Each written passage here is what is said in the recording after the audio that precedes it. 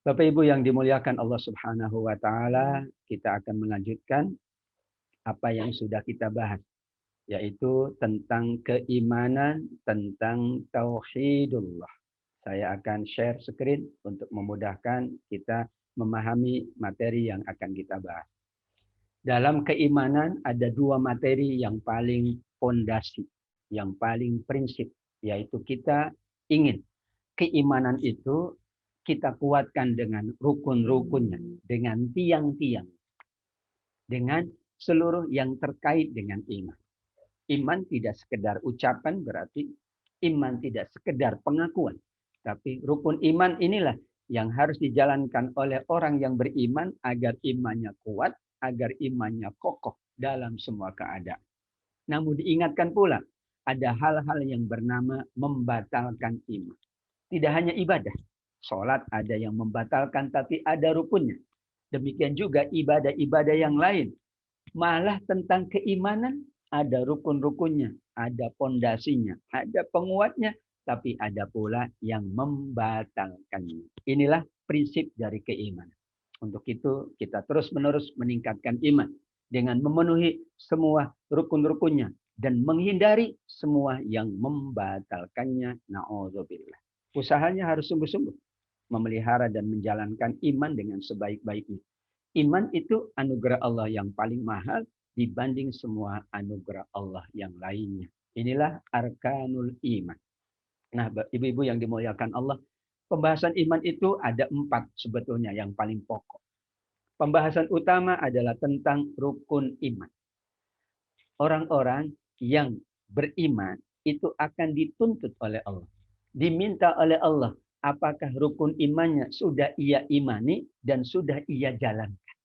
Kita mengaku beriman kepada Allah.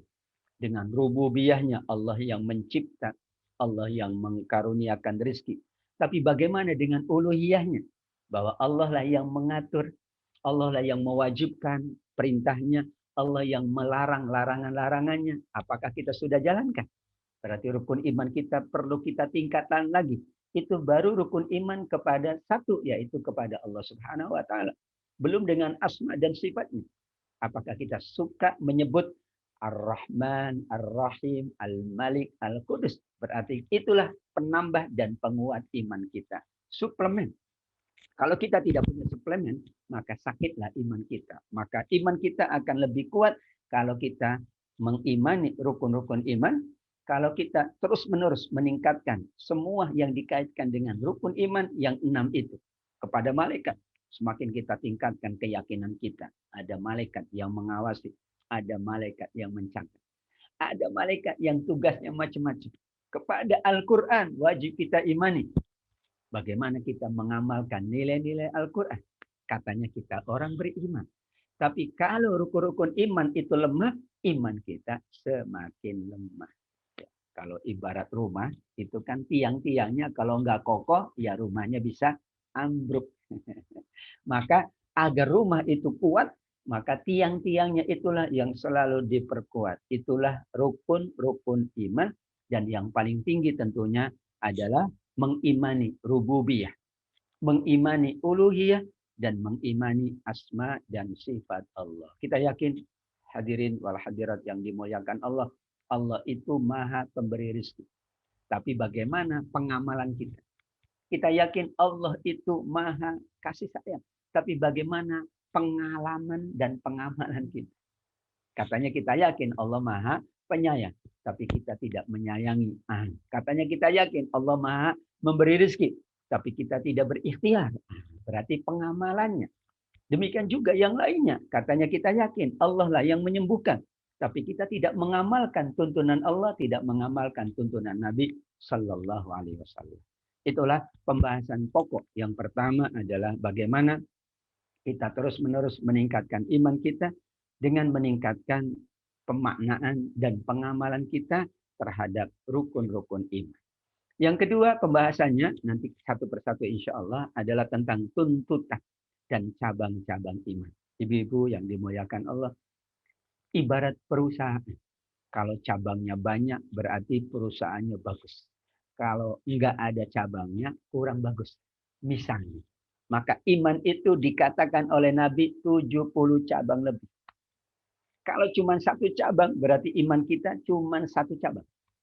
Imannya cuma sholat, itu baru salah satu cabang.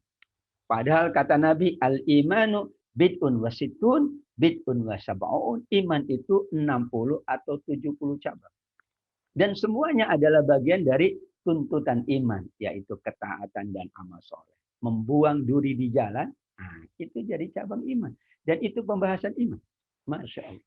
Semakin banyak cabang yang kita jalankan, semakin baguslah iman kita. Kita harus mendaftar. Daftar cabang iman saya. Di rumah ada cabangnya.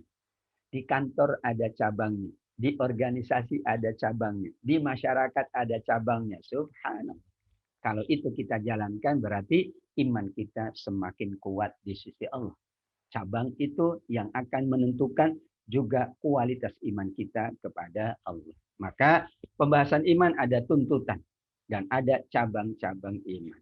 Kemudian pembahasan iman juga tentang pertambahan dan pengurangan iman. Ternyata iman itu bertambah dan iman itu berkurang.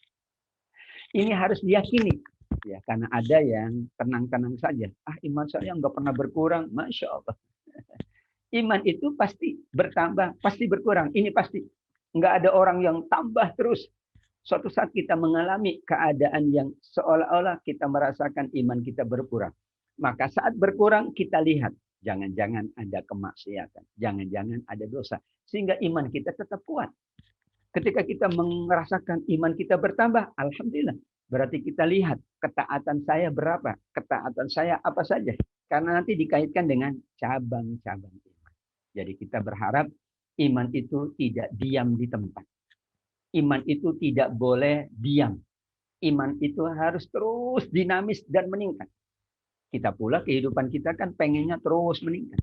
Dunia kita pengen terus meningkat. Lah, keimanan dibiarkan tidak meningkat. Dan semakin waktu ujiannya akan semakin berat.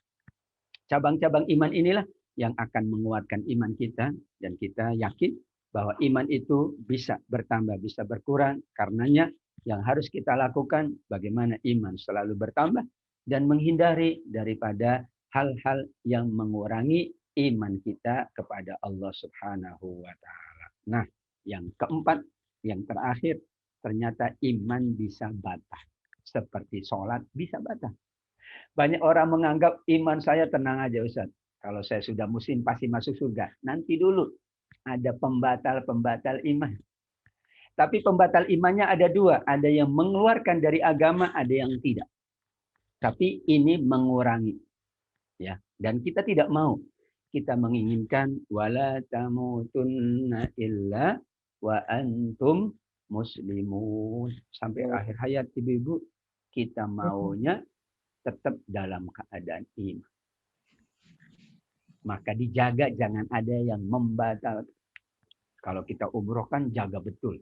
Kita tawaf jaga betul. Jangan sampai saya batal wudhunya. Jauh tempat. Ya, tempat wudhu laginya jauh. Nyampe juga wallahu alam kapan itu ya. Maka kita jaga. Jangan sampai saya batal wudhunya. Ini di Mekah. Ini ketika tawaf. Masya Allah. Seperti itulah kira-kira gambarannya. Jangan sampai iman saya dibatalkan oleh seseorang. Dibatalkan oleh keadaan. Dirusak oleh lingkungan. Maka ada pembatal-pembatal iman. Pembatalnya bisa ada kategori ucapan, ada pembatal yang bernama kategori amal perbuatan. Ucapan manusia bisa membatalkan iman. Dalam sholat saja, ucapan manusia bisa membatalkan sholat. Orang sholat kok ngomong sendiri, batal. Karena tidak boleh ucapan kecuali ucapan yang sudah dituntun oleh Allah dan oleh Rasulullah. Terhadap iman, ucapan dijaga. Nah, sekarang dunianya dunia medsos atau sosmed. Ucapannya banyak banget. Ya, yang tidak jelas diucapin. Yang belum pasti disebarin. Nah, hati-hati. Ini ucapan. Mungkin dulu kan ucapannya, Bu. Sekarang bisa tulisan. Karena dulu memang orang tidak ada media menulis. Sekarang media menulisnya banyak. WhatsApp media menulis, ya. Instagram media menulis, YouTube media pula, semuanya ada. Karenanya yang kita selalu jaga jangan sampai ya apa yang kita ucapkan, apa yang kita lakukan termasuk dikategorikan oleh Allah membatalkan iman kita. Meskipun tidak mengeluarkan dari agama, tapi bagi kita itu adalah sesuatu yang merugikan diri kita. Inilah 4 dari pembahasan pokok di dalam iman. Yaitu tentang rukun iman tentunya, kemudian bagaimana tuntutan iman, ketaatannya, amal solehnya, dan cabang-cabang iman yang sangat banyak. Ngaji cabang iman. Malu cabang iman. Banyak sekali cabang iman. 70 ini menurut Nabi dan itu belum dibahas di berbagai pembahasan-pembahasan yang panjang. Dan jangan lupa, iman itu bisa bertambah, iman itu bisa berkurang. Maka yang kita lakukan bagaimana nambah. Duit saja pengen nambah terus ya. Kesehatan pengen nambah terus. Ya, setelah dijaga ingin bertambah. Bagaimana dengan iman kita setelah kita jaga ingin agar terus bertambah dan hindari hal-hal yang dapat membatalkan iman kita. Begitulah 4 pembahasan dari iman kita kepada Allah Subhanahu wa taala. Ada satu ayat Al-Qur'an An-Nisa 136. Yaitu ya ayyuhallazina amanu aminu billahi wa rasul. 4 pembahasan tadi. Kenapa kita wajib meningkatkan rukun iman kita? Dalam bentuk keyakinan dan dalam bentuk pengamalan. Kenapa kita wajib ya meningkatkan iman kita dengan tuntutannya dan dengan cabang-cabangnya? Kenapa kita wajib terus menambah iman kita dengan amal soleh? Kenapa kita wajib menghindari iman kita dari hal-hal yang membatalkan? An-Nisa 136. Ya ayyuhalladzina amanu aminu billahi wa rasulih. Ibu-ibu lihat. Hai orang-orang beriman, berimanlah kamu kepada Allah dan Rasulnya. Masya Allah. Orang beriman disuruh beriman. Ya. Kan amanu orang-orang yang sudah beriman. Aminu berimanlah. Maknanya bisa tetaplah beriman. Bisa jagalah imanmu. Bisa tingkatkan imanmu. Bisa tambahkan imanmu. Bisa kuatkan imanmu. Berarti orang beriman itu masih diuji oleh Allah keimanannya. Tidak otomatis langsung. Nah, titik. Kan? Kalau ayatnya, ya ayyuhan nas aminu, wajar. Wahai manusia berimanlah. Tapi ini, ya ayyuhalladzina amanu amin. Dan cuman ada satu di dalam Al-Quran, perintah beriman kepada orang beriman. Ibarat kata ibu-ibu, mohon maaf. Kita makan tapi disuruh makan. Saya udah makan. Sudah makan kok disuruh makan. Ada apa? Oh, berarti tambah makanmu. Oh, berarti tadi makannya kurang bagus. Berarti baguslah makanmu. Oh, berarti tingkatkan makanmu. Oh, berarti banyak hal. Karena tidak mungkin Allah perintahkan sesuatu yang tidak berguna. Pasti yang Allah perintahkan sesuatu yang bermanfaat. Wahai orang-orang beriman, berimanlah. Kamu berarti ayo tingkatkan rukun imannya, pengamalannya. Ayo tingkatkan cabang-cabang imannya. Ayo tambahkan imannya. Ayo hindari dari yang membatalkan iman. Subhanallah walhamdulillah. Tidak mungkin Allah perintahkan orang beriman untuk beriman, melainkan dalam rangka menjaga iman, anugerah termahal dari Allah Subhanahu wa taala untuk kita semuanya. Dalam ekonomi ada imannya, hati-hati. Dalam sosial ada imannya, hati-hati. Dalam berbagai bidang kehidupan ada imannya. Karena kita ingin menjalankannya kan dengan iman. Saya makan juga dengan iman. Saya berorganisasi dengan iman. Saya berkehidupan dengan iman. Saya berekonomi dengan iman. Khawatir ada bidang-bidang yang termasuk mengurangi iman, melunturkan iman. Bukankah ibu-ibu Nabi juga bersabda, kadal fakru ayyakuna kufra. Bisa jadi persoalan makan minum, persoalan ekonomi ya membuat orang batal imannya. Hanya karena ekonomi. Bisa jadi persoalan sosial, batal imannya. Iya, bisa jadi persoalan pendidikan, batal imannya. Karena pendidikannya tidak baik. Misalnya. Iya, kenapa? Karena itu menjadi concern dari keimanan kita kepada Allah Subhanahu wa taala. Demikian juga inilah ya ayat Al-Qur'an yang kita ingat ya di surat Al-Ahzab 38. Wa kana amrullah qadaram maqdura. Ketetapan Allah itu sesuatu yang tetap dan pasti berlaku. Kehidupan ini kita mengikuti ketetapan Allah. Ketetapan yang paling tinggi ibu-ibu adalah ketetapan iman. Jadi ketetapan Allah ada 3. Orang sakit itu ketetapan. Tapi itu ketetapan yang tidak tinggi. Karena sakit dan sehat ya pengaruhnya sedikit. Tapi ketetapan yang paling tinggi adalah ketetapan iman. Kalau orang ditetapkan imannya itu paling tinggi. Karena ada yang tidak ditetapkan imannya. Ya, ketika usia 50 tahun bagus, tapi akhir hayatnya naudzubillah ada. Baru saja ya menikah di KUA besoknya sudah lupa. Itu juga terjadi.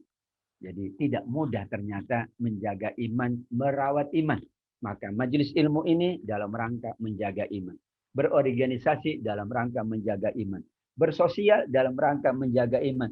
Berekonomi dalam rangka menjaga iman. Kalau semuanya adalah karena iman, akan menjadi bagus iman kita kepada Allah Subhanahu wa Ta'ala. Meskipun hakikatnya seolah-olah nggak ada hubungan.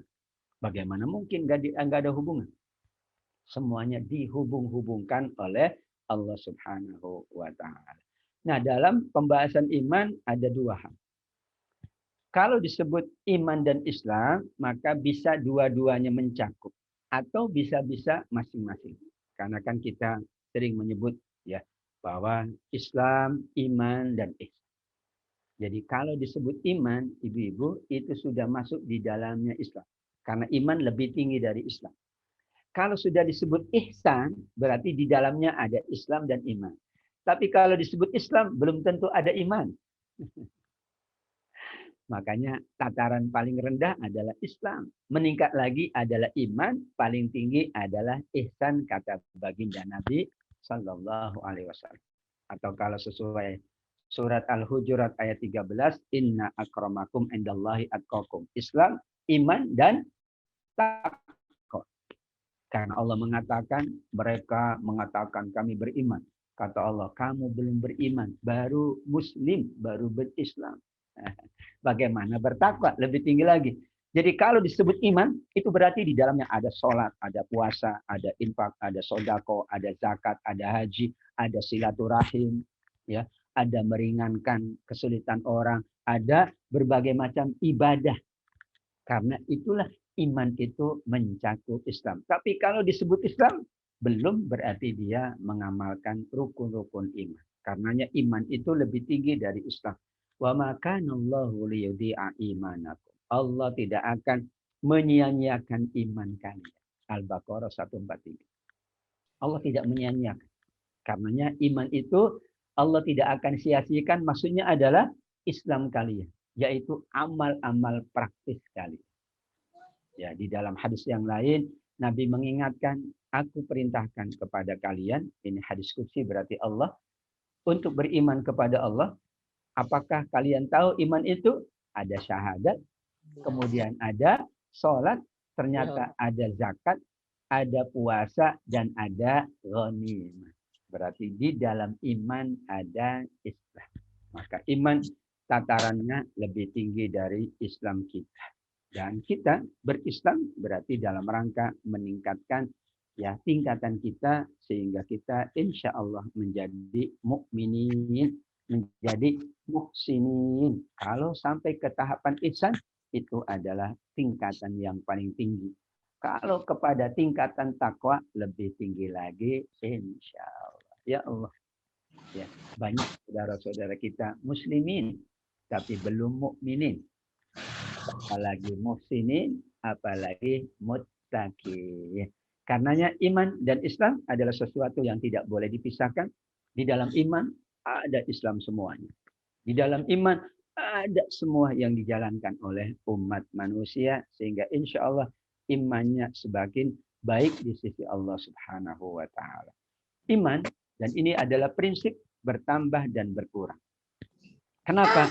Karena iman kita, ibu-ibu, akan berhadapan dengan godaan. Mengurangi, merusak, dan membatalkan iman. Dan kalau itu terus-menerus dilakukan, awalnya cuma mengurangi, awalnya cuma merusak, lama-lama membatal, menghapuskan. Iman sudah ada itu bisa hapus, bisa hilang sama sekali, bisa. Masya Allah. Ya, ibarat kita dahulunya punya A, tiba-tiba tidak ada. Nah, itu berarti hapus, berarti hilang. Membatalkan iman yang sudah ada. Tadi kan amanu aminu, berimanlah, padahal yang diperintah beriman adalah orang yang sudah ada iman. Berarti iman bisa hilang.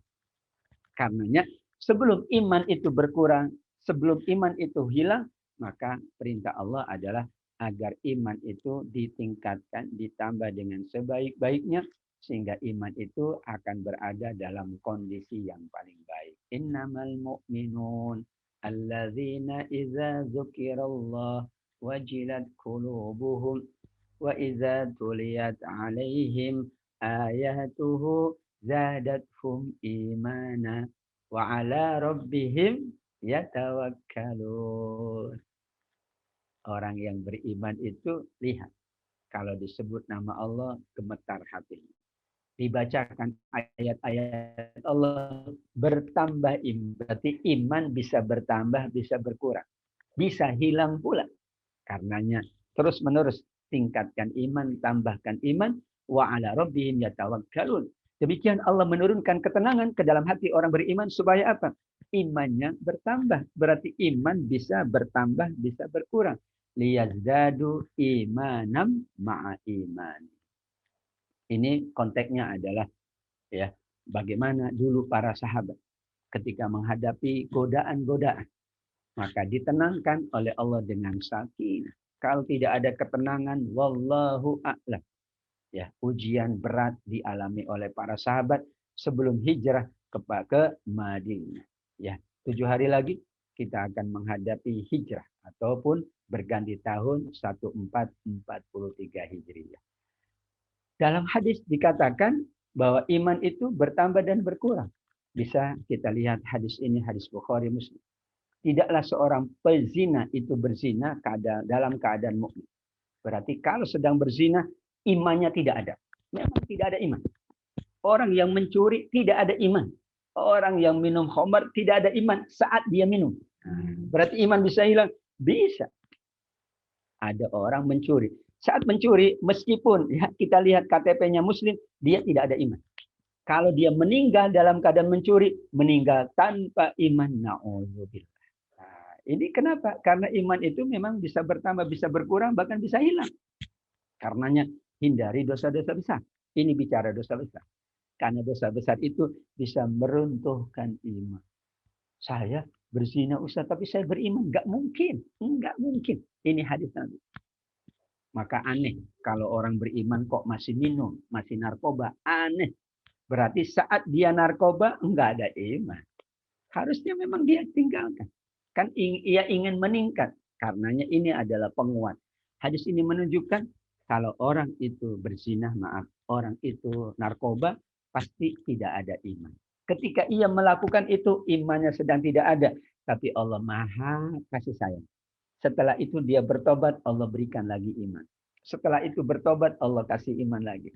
Tapi kalau Allah menghendaki, dia tidak sempat bertobat dan meninggal dalam keadaan su'ul khatimah, tidak membawa iman. Hadis ini menunjukkan bahwa iman itu bisa hilang dari seorang yang beriman manakala ia melakukan dosa-dosa besar kepada Allah Subhanahu wa taala. Ini hadis yang menguatkan pula. Al-iman bid'un wa sab'un atau bid'un wa sittun. Iman itu lebih dari 70 atau lebih dari 60 cabang. Yang paling utama la ilaha illallah. Jelas ini adalah iman tertinggi. Tapi banyak sekali cabang-cabang iman, termasuk membersihkan gangguan dari jalanan, dan rasa malu itu adalah sebagian dari iman. Bayangkan. Padahal bahasa kita ada apa itu? Di jalan kok ada yang mengganggu kemudian dibuang oleh manusia. Apa dan bagaimana mengkaitkan dengan iman? Ini sulit banget. Kalau orang sholat mengkaitkan iman mungkin mudah. Tapi ada duri di jalan, kemudian dibuang oleh seseorang, bagaimana mengkaitkan iman? Padahal itu adalah cabang dari iman. Orang malu berbuat dosa kok bisa dikaitkan dengan iman oleh Nabi. Subhanallah. Berarti keseluruhan yang ada dalam hidup kita adalah iman. Makan itu bagian dari iman. Tidur itu bagian dari iman. Subhanallah. Kan lebih tinggi makan itu daripada membuang sesuatu di jalan. Asal makannya adalah makanan yang halal, yang thayyib. Karena itu mempengaruhi iman. Subhanallah. Jadi dalam kehidupan ini banyak sekali yang mempengaruhi iman kita kepada Allah Subhanahu wa taala. Kata Syekh Abdurrahman As-Sa'di, hadis ini menunjukkan iman itu bertambah dan berkurang sesuai dengan pertambahan aturan syariat dan cabang-cabang iman serta amalan hamba tersebut atau tidak mengamalkannya. Jadi semakin bertambah, semakin ya banyak cabang-cabang iman yang dijalankan, semakin bertambah iman kita dan semakin insya Allah jauh dari yang membatalkan iman kepada Allah Subhanahu wa taala. Begitulah beberapa catatan dari ayat-ayat Al-Qur'an, dari hadis-hadis Nabi Shallallahu alaihi wasallam, hadis Tirmizi, sesungguhnya di antara kesempurnaan iman. Berarti tugas kita adalah terus-menerus menyempurnakan iman. Berarti iman itu kita sekarang iman kita belum sempurna. Sempurna iman kita, ibu-ibu, kalau sudah meninggal dunia itu sempurna. Karena nggak bisa ditambah, nggak bisa dikurangi. Selama masih hidup, ya kita harus merasakan nggak sempurna. Karena bisa ditambah, bisa pula berkurang. Seseorang sudah sempurna imannya kalau sudah wafat. Kalau sudah wafat ya udah selesai. Nggak bisa ditambah, nggak bisa dikurangi. Selama masih hidup berpotensi bertambah, berpotensi berkurang. Maka di dalam hadis banyak menyebut tentang di antara tanda kesempurnaan iman. Berarti iman bisa sempurna. Yaitu akhlaknya yang mulia dan sikap lembutnya kepada keluarga. Ini contoh saja menunjukkan bahwa iman itu ya bisa berubah. Bisa mengalami keadaan-keadaan. Karenanya kita berharap ya sebelum Allah panggil kita, kita mampu menyempurnakan iman. Sehingga ketika kita menyelesaikan hidup ini, sudah sempurna imannya menurut Allah Subhanahu wa taala. Sayang sekali mungkin ya wallahu a'lam. Ya, jika seseorang meninggal dunia ternyata belum sempurna, salatnya belum sempurna, ibadahnya belum sempurna, ngajinya belum sempurna. Masya Allah, sayang sekali. Padahal kesempatannya banyak dan besar. Karena inilah penyempurna iman. Seperti orang ingin sempurna kehidupannya, ingin makanan aja 5 sehat, 4 sehat, 5 sempurna. Pengen sempurna, makan saja pengen sempurna. Tidur saja pengen sempurna.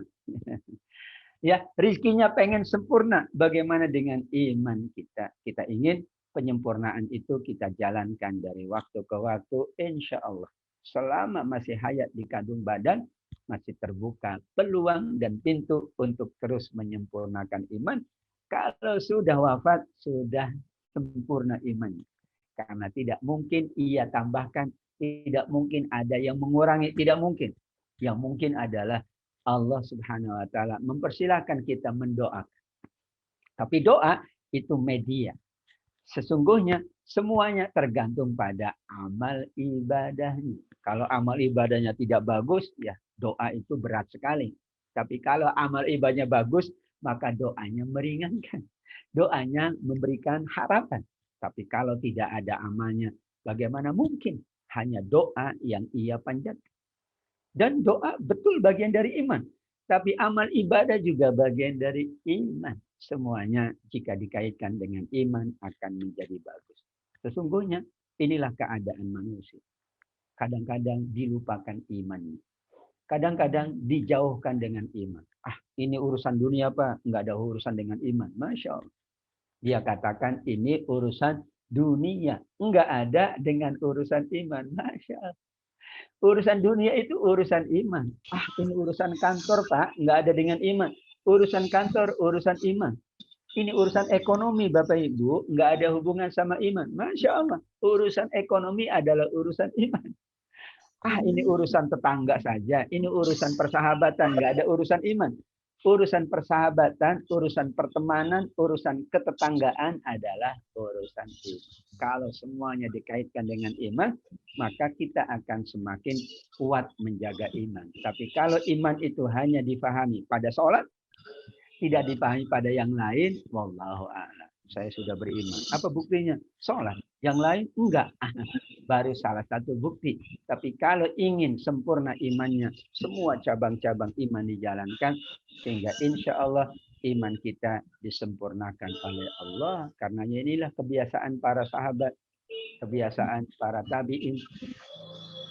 Misalnya sahabat ya Umar mengatakan, mari kita menambah iman. Halummu nazadi iman. Seorang sahabat ibu-ibu.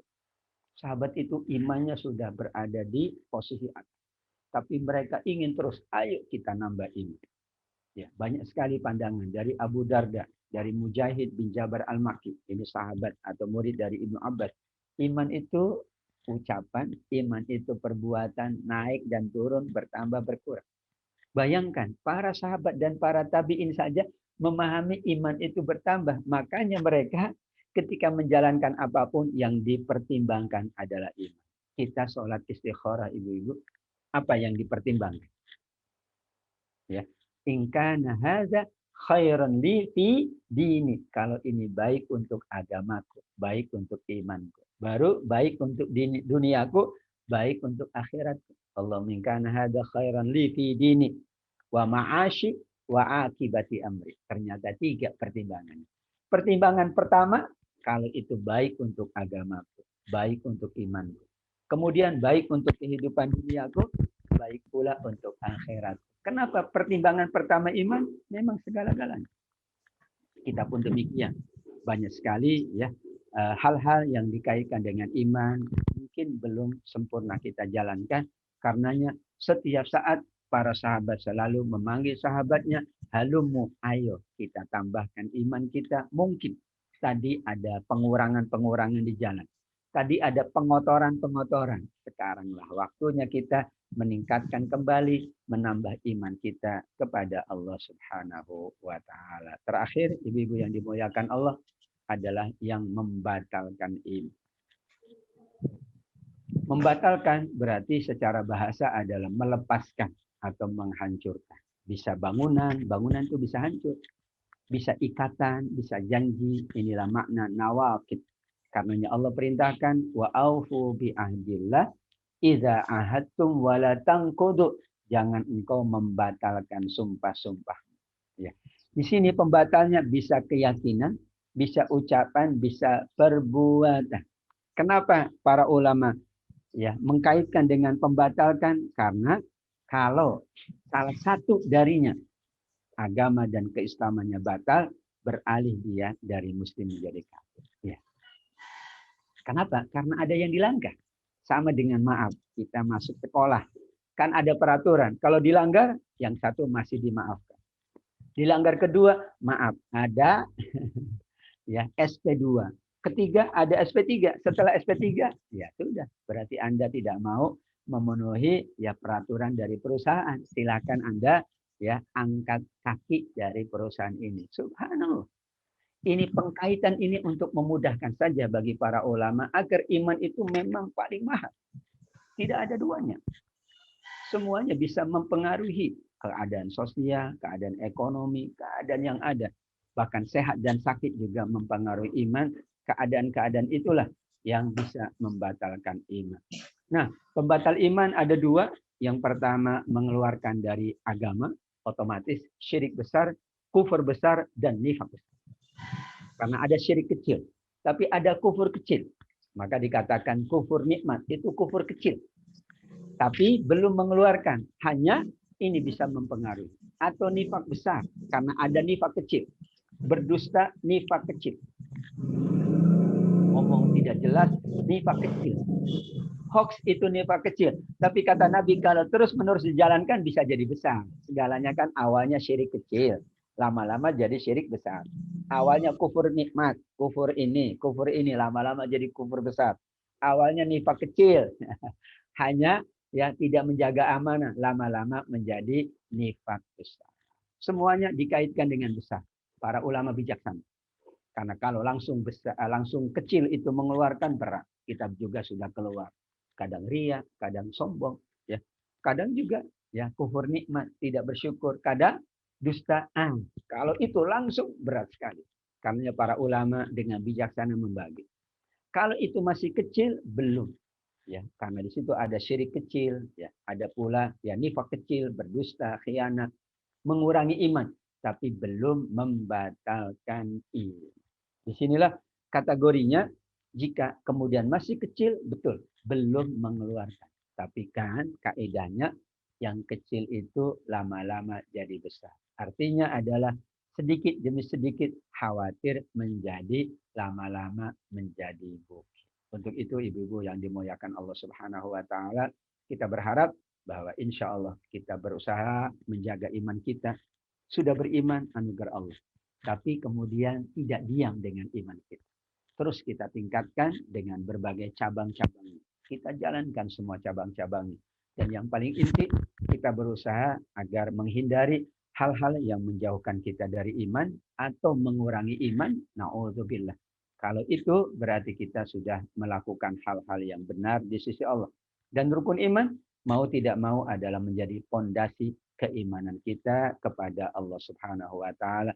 Semakin meningkat iman kita, semakin baik kehidupan dunia kita, semakin baik kehidupan akhirat kita, insya Allah. Subhanallah. Pertaruhannya iman. Sakit itu ada hubungan dengan iman. Karena ada orang sakit yang ngeluh, berarti imannya berkurang. Tapi ada orang yang sakit sabar, berarti imannya meningkat.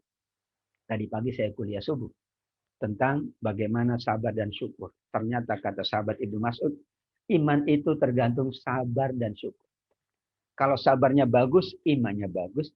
Syukurnya bagus, imannya bagus. Subhanallah. Jadi semuanya adalah tentang iman. Berkeluarga tentang iman. Berekonomi tentang iman. Bersosial tentang iman. Berpendidikan tentang iman. Semuanya iman.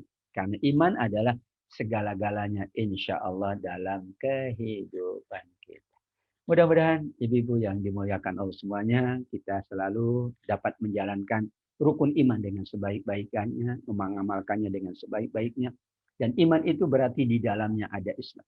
Tidak pernah ya iman itu berdiri sendiri. Ketika mengatakan beriman, berarti kita menjalankan rukun Islam pula. Dan meningkat dari satu waktu ke waktu, mudah-mudahan menjadi muttaqin, mudah-mudahan menjadi muhsinin, harapan kita semuanya. Karena kalau sudah muttaqin, silahkan baca ayat-ayat Al-Quran. Kalau muttaqin itu otomatis surga. Innal muttaqina fi jannati wa uyun. Innalil muttaqina mafaza. Tapi kalau beriman belum langsung surga. Kalau baru beriman, innalladzina amanu wa amilu sholihat. Harus wa amilu sholihat dulu. Tapi iman dan amal soleh adalah takwa. Makanya semua ayat Quran kalau bertakwa, innal muttaqina. Sungguh orang bertakwa berada dalam kenikmatan surga. Otomatis. Karena dia sudah selesai ujian. Tapi kalau beriman masih wa amilu sholihat dulu ditunggu oleh Allah. Ujian iman adalah amal soleh. Cabang-cabangnya banyak. Kita yakin pula semua yang kita jalankan itu cabang-cabang iman. Senyum aja bisa cabang iman.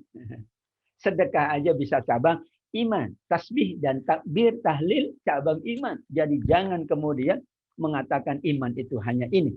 Tapi semua yang kita jalankan ini adalah dalam rangka menambah dan meningkatkan iman kita kepada Allah. Subhanallah, alhamdulillah.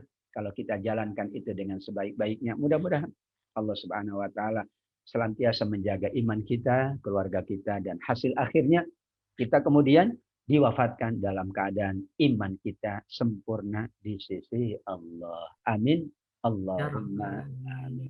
Baik ibu-ibu, inilah yang dapat saya sampaikan dalam kesempatan pagi yang mulia ini. Terima kasih kepada semua pengurusnya, semua pembina, penasehatnya, para tokoh di wanita Islam. Mudah-mudahan kajian pagi ini juga menjadi lantaran, menjadi media untuk kita terus meningkatkan iman tanpa henti. Kita baca Quran, kita baca hadis, kita bermajlis, kita terus ya menjalankan aktivitas-aktivitas mulia agar iman kita bertambah. Ada dua, ada iman bertambah karena ikhtiar kita, tapi ada iman ditambah oleh Allah.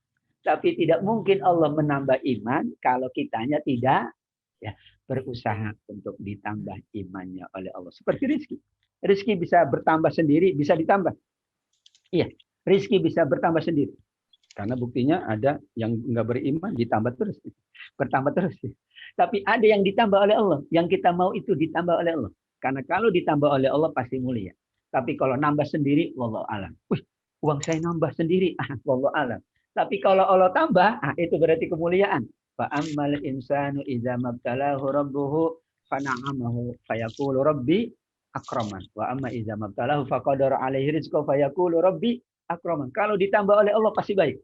Tapi kalau nambah sendiri, wallahu alam. Kok nambah sendiri? Itu namanya nabung dapat bunga. Nambah sendiri.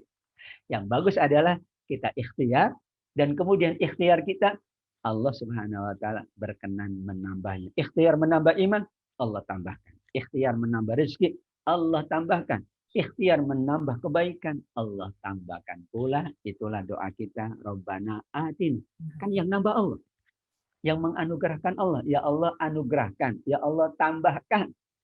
Dengan ikhtiar kita, Allah tambahkan. Dan kalau ikhtiar kita adalah amal soleh, maka pertambahan itu adalah pertambahan kemuliaan di sisi Allah. Demikian alhamdulillah ibu-ibu semuanya, Ibu Marfuah ini ketua kita. Ya barakallahu fiik semuanya. Mohon maaf. Silakan. Insya Allah karena ini waktunya katanya ada acara lain ya. Ya tapi baik insya Allah ya. Iya. Baik silakan saya kembalikan. Assalamualaikum warahmatullahi wabarakatuh. Waalaikumsalam warahmatullahi wabarakatuh. Masya Allah, subhanallah, ya Allah. Ustadz, rasanya saya sendiri saja sampai merinding sekali ini kajian kita pagi ini. Betul-betul rasanya dari ujung rambut sampai ujung kaki rasanya terkuliti ini. Jadi buat saya sendiri aja koreksinya itu banyak sekali. Pembahasan ini rasanya tidak mungkin juga teman-teman lain itu rasanya inginnya sih tidak mau berhenti, Ustadz. Kita ini betul-betul pembahasan yang menguliti diri saya sendiri, mungkin juga aduh apa yang kita kurang selama ini. Dari 4 pembahasan ini betul-betul Ustadz bahwa koreksi kita itu masih banyak sekali tentang peningkatan iman kita kepada Allah Subhanahu wa taala.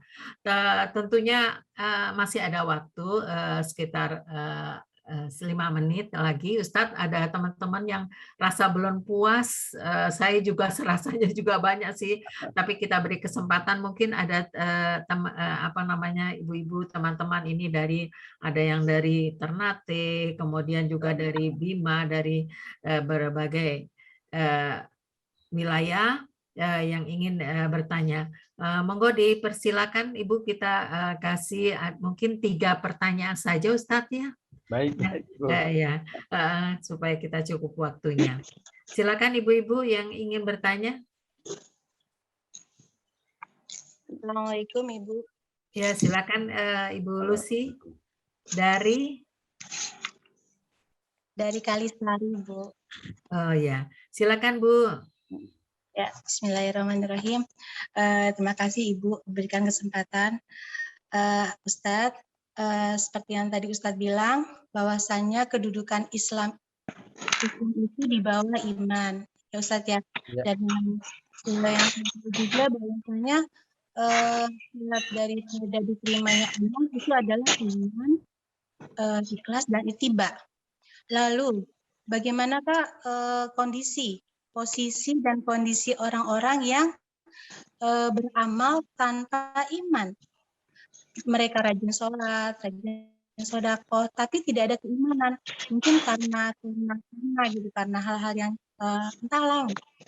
Mungkin karena kebiasaan, mungkin karena ingin dilihat orang, ingin dapatkan pujian, Allah. Itu bagaimana Ustaz? Apakah amalan mereka itu sama seperti orang-orang yang di luar Islam yang bagaikan debu berterbangan? Itu atau bagaimana Ustaz? Cukup begitu.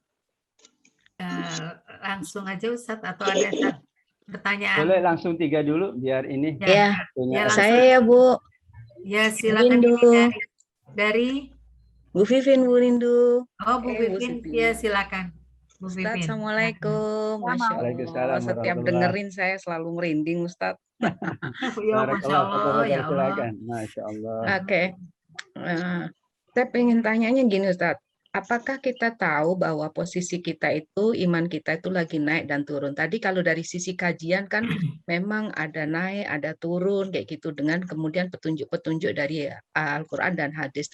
Tapi dari diri kita sendiri, kayak gitu. Apakah kita bisa memahami dan mengetahui, kayak gitu? Karena kadang-kadang kita ngerasa, oh tadi seperti juga di dalam Quran gitu. Ngerasanya naik, tapi bisa jadi menurut penilaian Al-Quran ternyata lagi turun kayak gitu.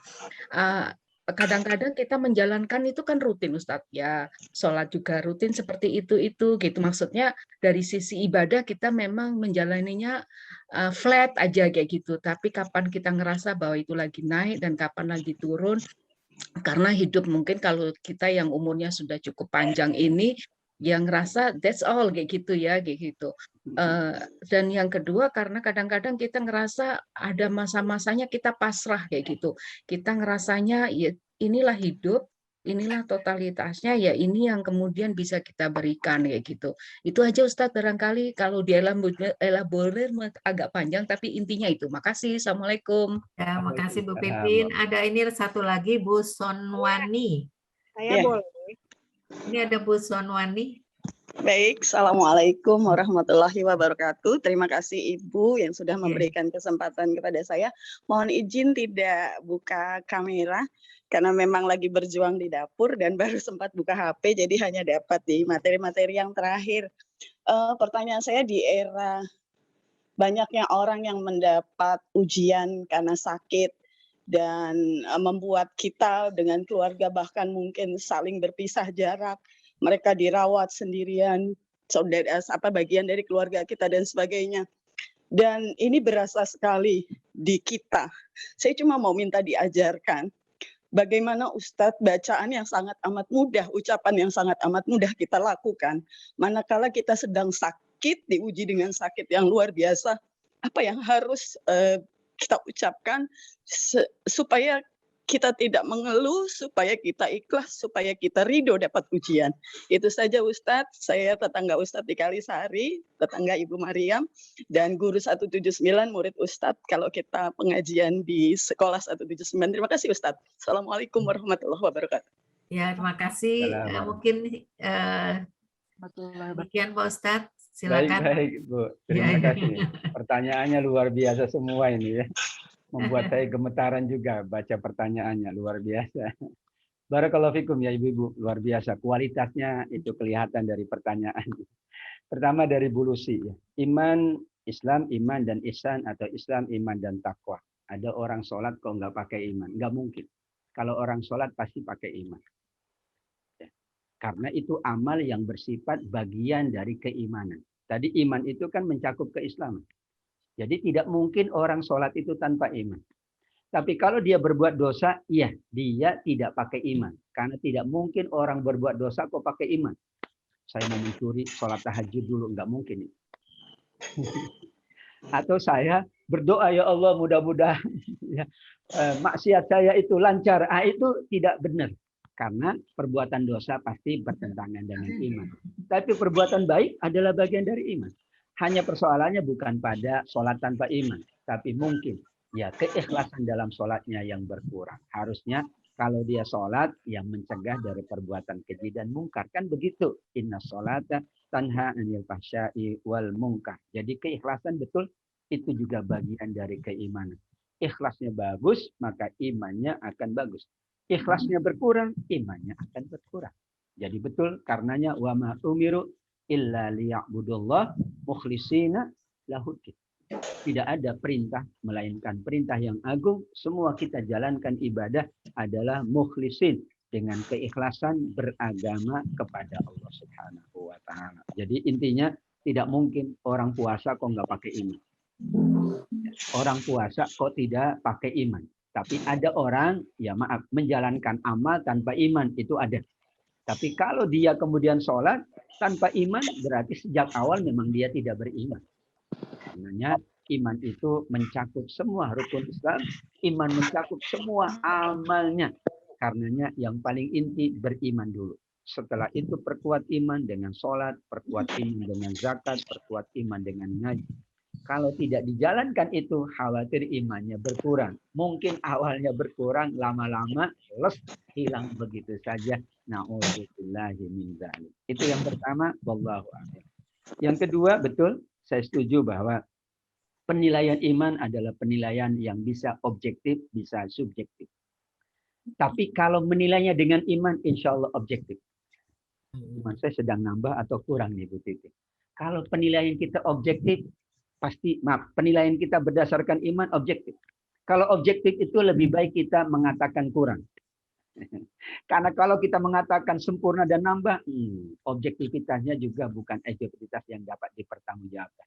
Lebih baik kalau bicara tentang iman, bicara tentang akhirat, amal soleh itu selalu kurang, kata Imam Nawawi.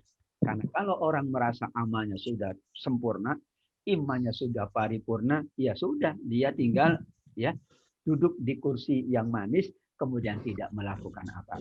Inilah objektivitas. Karenanya biarkan iman yang menilai. Penilaiannya bukan penilaian dalam tanda kutip matematika ya. Kalau matematika kan, saya kan udah sholat 5 kali, belum tentu. Saya kan udah puasa terus, belum tentu. Saya kan infaknya 1 M, belum tentu. Sehingga kalau mau objektif yang menilai, biarkan iman kita. Bagaimana iman menilai? Ini bahasan yang khusus. Iman menilai itu diantaranya kata para ulama adalah selalu kita yakin dengan karunia Allah bahwa Allah Maha Rahman, Allah Maha Rahim. Maka semua yang kita lakukan diterima oleh Allah seyakin-yakinnya. Namun kita juga selalu ada khauf. Khauf itu khawatir bahwa amal kita tidak diterima oleh Allah. Maka doa kita setelah Allah mataqabbal minna sholatana adalah wa tammim taksirona. Sempurnakan ya Allah yang kurang. Karena pasti ada kurangnya. Enggak ada yang sempurna. Itulah bagaimana kita menilai iman. Dan maaf, menilai iman itu adalah reflektif. Artinya muhasabah. Enggak usah nanya orang lain. Bu, iman saya gimana Bu? Wah ibu udah bagus deh, saya kalah. Enggak usah. Karena kalau nanya orang, bisa menambah kita riya, bisa menambah kita pesimis juga. Ibu itu enggak ada apa-apanya, jadi pesimis. Wah ibu itu udah paling top. Akhirnya sombong. Lebih baik iman itu penilaiannya bersifat reflektif. Ya udah, kita yang menilai, kita yang mengetahui, namun kita objektif. Yaitu menilainya bukan dengan banyaknya amal, tapi menilainya dengan iman. Yaitu selalu kita merasa kurang, selalu kita ingin bertambah. Maka insya Allah, kalau perasaan kita selalu kurang, Allah akan tambah. Tapi kalau perasaan kita sudah cukup, Allah tidak tambah. Kan Anda sudah cukup. Ya udah, tidak aku tambah. Tapi kalau kurang terus, ya seperti dunia kan? Kalau orang merasa kurang, Allah tambah terus dunianya. Tapi khawatir melalaikan kalau urusan dunia. Itulah bagaimana kita menilai iman, dan penilaiannya adalah seobjektif mungkin. Maka imanlah yang menilai kita, dan tidak selalu ya penilaian itu berbanding lurus dengan kualitas, apalagi kuantitas. Kualitas aja belum tentu. Yang jelas selama belum meninggal dunia, belum sempurna iman kita. Tapi kalau sudah wafat, ya orang-orang soleh yang sudah wafat sudah sempurna imannya di sisi Allah. Wallahu a'lam. Yang terakhir, ya ini tetangga katanya ya. Ternyata saya punya tetangga, alhamdulillah. Semuanya tetangga di surga. Amin ya robbal alamin. Amin ya robbal alamin. Kalau tetangga lokasi kan dibatasi, nggak mungkin semuanya tetangga. Tapi kalau tetangga di surga tidak dibatasi oleh wilayah. Meskipun dari berbagai wilayah, kalau tetangga di surga nggak pakai lokasi, nggak pakai ya KTP, nggak pakai kaki, semuanya bisa selama bertetangganya karena iman, bertetangganya karena amal soleh, insya Allah. Iya, masa ujian. Masa ujian itu masa yang dialami oleh semua manusia, termasuk Nabi Muhammad SAW. Bahkan dikatakan ada amul hazan, masa duka cita. Sampai dikatakan tahun duka cita.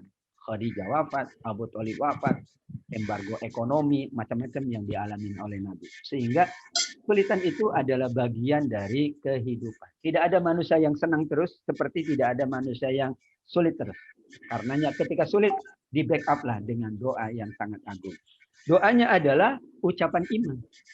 Jadi ucapan iman itu adalah yang kita sebut dengan al-kalimat thayyibah. Bayangkan kata hadis Nabi, subhanallah wa bihamdihi, subhanallahil azim, 2 kalimat yang berat timbangannya, yang paling dicintai oleh Allah, dan itu adalah yang paling mudah diucapkan. Jadi bagaimana ketika kita menghadapi kesulitan, berjauhan dengan keluarga pandemi ini, maka yang paling baik adalah ucapannya ucapan iman. Karena tadi kan yang bertanya bagaimana menghindari suudzon, ucapan-ucapan yang tidak bagus. Maka ganti ucapan kita dengan al-kalimat thayyibah. Apa itu kalimat thayyibah? Ucapan-ucapan iman. Subhanallah, ucapan iman. Ada doa yang berbalut ucapan iman, yaitu doanya Nabi Yunus. La ilaha illa anta subhanaka inni kuntu minadz zalimin. Nabi Yunus dimakan. Tidak minta, ya Allah keluarkan aku dari ikan ini. Enggak. Tapi yang beliau katakan, la ilaha illa anta. Iman. Tidak ada ilah melainkan engkau. Subhanaka, engkau maha suci. Ini kuntu minadz zalimin. Bisa jadi aku banyak dosanya. Subhanallah. Mengadu dan mengeluh. Tapi ucapannya, ucapan iman. Kata para ulama, dalam kondisi sulit, semua nabi itu ucapannya iman. Misalnya, Nabi Ayub ketika sakitnya di surat Al-Anbiya 83 apa yang beliau ucapkan? Masdiyadzurru wa anta arhamur rahim. Saat sakit sudah 17 tahun Bapak Ibu. Nabi Ayub sakitnya kata Imam Hasan Al-Basri 17 tahun. Dan anaknya wafat semua. Tinggal istrinya yang menemani. Semua orang tidak ada yang mendekat karena beliau isoman. Nabi Ayub itu isoman. Karena nggak boleh dekat. Nanti menular penyakitnya, penyakit kulit. Tapi beliau katakan, Al-Anbiya 83 apa? Ya. Beliau katakan, anni massaniyadur wa anta arhamur rahim. Tetap aja ucapannya ucapan iman. Beliau katakan, aku banyak bertasbih, aku memuji Allah, engkaulah yang maha penyayang di antara yang penyayang. Subhanallah. Beliau tidak mengatakan, sembuhkan aku ya Allah. Padahal tidak salah kita mohon kesembuhan, tidak salah. Tapi itulah kualitas iman para nabi. Bukannya minta, ya Allah sembuhkan, ya Allah keluarkan dari perut ikan. Tapi dengan memuji Allah, dengan kalimat thayyibah, ikan bisa dikendalikan. Dengan kalimat thayyibah, Nabi Zakaria mendapatkan keturunan di saat usia lanjut. Itu juga yang beliau sampaikan, bukan berikanlah aku anak. Enggak, tapi kualitas iman. Bukan berarti ibu-ibu, wah kalau gitu saya nggak doa-doa. Enggak. Ini kualitas iman para nabi itu kalau memanjatkan sesuatu pasti memuji Allah. Dan betul, walillahil asmaul husna fad'uhu biha. Doa terbaik dengan apa? Dengan asmaul husna. Memuji Allah, mengagungkan Allah. Itu doa yang terbaik. Karena kalau itu yang dipanjatkan, Allah Maha tahu yang ada di dalam hati. Misalnya kita sakit, tapi kita memuji Allah, subhanallah. Allah tahu, memuji aku. Padahal kamu pengen disembuhkan kan? Allah sudah Maha tahu. Tanpa kita sebut, Allah sudah Maha tahu. Itulah kualitas imannya para nabi. Bagaimana tetap memuji Allah, menguatkan imannya, ucapannya, ucapan iman. Karenanya kalimat thayyibah, tasbih, tahmid, kita memohon ampun, kita memuji Allah. Insya Allah. Itulah solusi kita agar kita selalu kuat dan tabah dalam menghadapi ujian dari Allah Subhanahu wa Ta'ala. Amin ya rabbal alamin. Demikian yang dapat saya jawab. Tentu banyak lagi jawaban-jawaban yang lain. Terima kasih semua yang bertanya. Mohon maaf semuanya para pengurus. Ya, Allah terima kasih Ustaz. Mungkin teman-teman masih banyak sekali yang bertanya karena waktu juga yang membatasi kita. Ustadz, untuk mengakhiri dari kajian pada pagi hari ini, kami mohon Ustadz untuk berdoa akhir daripada kajian pada pagi hari ini.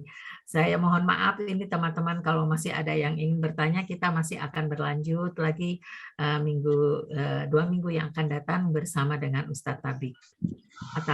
Ya.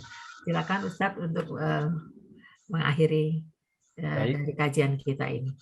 Baik, insya Allah kita memohon kepada Allah. Memohon adalah menguatkan iman, berdoa adalah merupakan fondasi iman.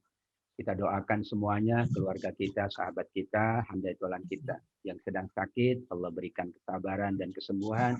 Yang sudah meninggal dunia mendahului kita, Allah terima amal ibadahnya menjadi taman-taman surga Allah Subhanahu wa taala yang sedang berada dalam ujian, Allah mudahkan, Allah lancarkan dan kembali dapat menjalankan kehidupannya dengan sebaik-baiknya. Amin ya rabbal alamin.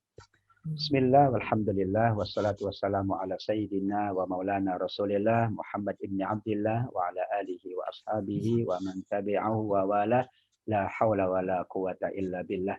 Bismillahirrahmanirrahim. Alhamdulillahi rabbil alamin. Hamda yuafi ni'amahu wa yukafi'u mazidah. Ya Rabbana lakal hamdu kama yanbaghi li jalali wajhika wa 'azimi sultanik. Allahumma ighfir lana wa liwalidina warhamhuma kama rabbayana shighara. ولمعلمينا ولمشايخنا ولعلمائنا ولأساتذتنا ولجميع المسلمين والمسلمات والمؤمنين والمؤمنات الأحياء منهم والأموات يا الله يا رحمن يا رحيم برحمتك نستغيث ولا حول ولا قوة إلا بك إنك على كل شيء قدير لا إله إلا أنت سبحانك إني كنت من الظالمين أني مسني الضر وأنت أرحم الراحمين اللهم عافنا في أبداننا في أسماعنا في أبصارنا ربنا عليك توكلنا وإليك أنبنا وإليك المصير اللهم اشفنا أنت الشافي لا شفاء إلا شفاؤك شفاء لا يغادر سقما اللهم أعنا على ذكرك وشكرك وحسن عبادتك اللهم زدنا ولا تنقصنا ولا تهنا برحمتك يا أرحم الراحمين اللهم تقبل منا أعمالنا وتمم تقصيرنا يا رب العالمين ربنا آتنا في الدنيا حسنة وفي الآخرة حسنة وقنا عذاب النار وصلى الله على سيدنا محمد وعلى آله وصحبه وسلم والحمد لله رب العالمين.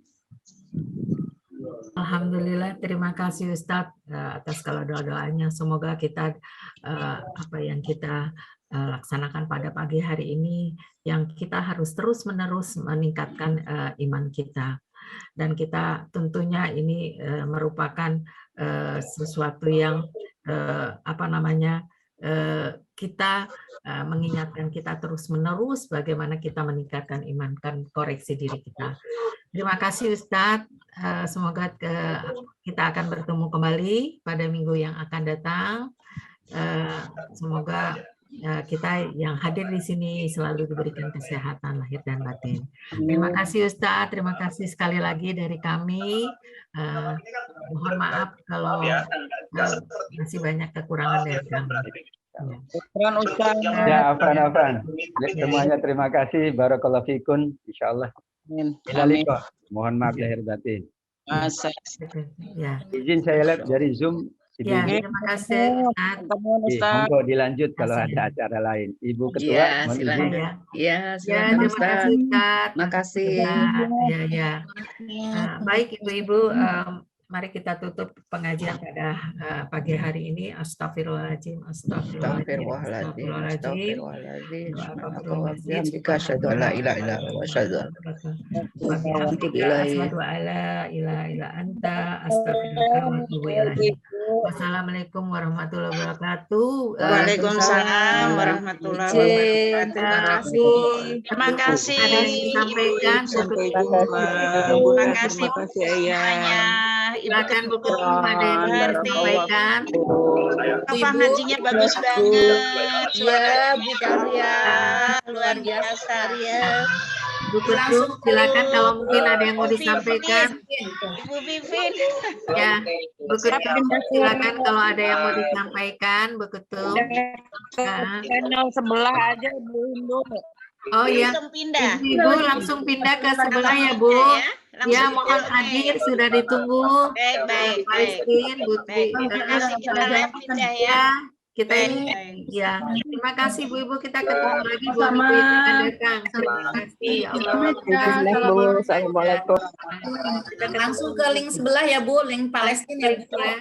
Link Palestina langsung ya Bu ya. Palestina. Ya, mohon maaf. Ya. Assalamualaikum.